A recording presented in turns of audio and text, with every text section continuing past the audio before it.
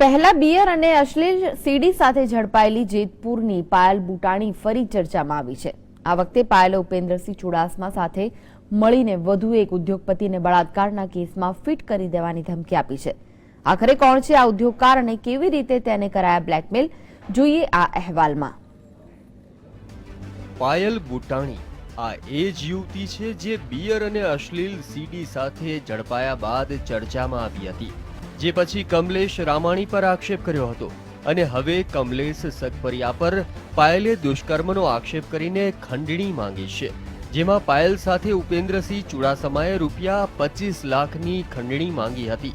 જે બાદ કમલેશ સગપરિયાના ભાઈ શૈલેષ સગપરિયાએ આ બ્લેકમેઇલિંગનું એક સ્ટિંગ ઓપરેશન કર્યું, જેમાં પાયલ સ્પષ્ટ રીતે રૂપિયા માંગતી દેખાઈ રહી છે।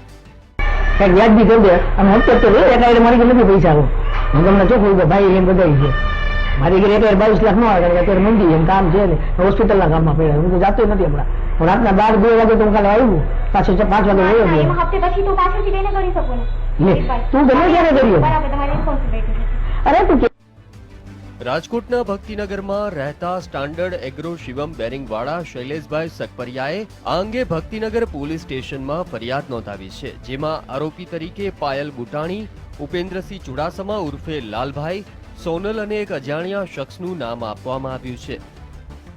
મારા ભાઈને ફસાઈ દેવા માટે પાયલ બુટાણી અને ઉપેન્દ્રસિંહ ચુડાસમા નામના ઈસમો એ ફોન ઉપર 25 લાખની માંગણી કરી અને જો 25 લાખ આપવામાં ન આવે તો બળાત્કાર જેવા ગંભીર ગુનામાં સંડોવી દેવાની ધમકી આપી અને કાવતરું રચી અને 25 લાખ પડાવવાની કોશિશ કરે છે।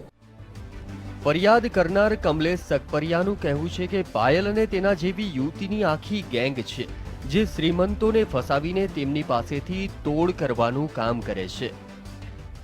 એમાં આરોપમાં એવું લખ્યું હતું કે તારાભાઈની અમે એક ખોટી ફરિયાદ કરી અને બળાત્કાર કેસમાં અમે ફિટ કરશું, જો તારાભાઈને બળાત્કારના કેસમાં ફિટ ન કરવું હોય તો તારે મને 25 લાખ આપવા પડશે। પાયલ બુટાણીનું જે સ્ટિંગ ઓપરેશન સામે આવ્યું છે, જેમાં 22 લાખ રૂપિયામાં છેલ્લે સોદો નક્કી થયો છે, ત્યારે સ્ટિંગની આ સીડીને FSL તપાસ માટે મોકલી આપવામાં આવી છે। ત્યારે જો ખરેખર પાયલ અને તેના જેવી યુવતીઓની આવી ગેંગ હોય તો પોલીસે હવે ત્વરિત કાર્યવાહી કરવાની જરૂર છે। બની શકે કોઈ વ્યક્તિ આબરૂ જવાની બીકે આ ગેંગને રૂપિયા પણ આપી શકે અને બની શકે અત્યાર સુધીમાં આ ગેંગે અનેક પાસેથી રૂપિયા પડાવ્યા પણ હોઈ શકે છે। મયુર સોની, GSTV, રાજકોટ।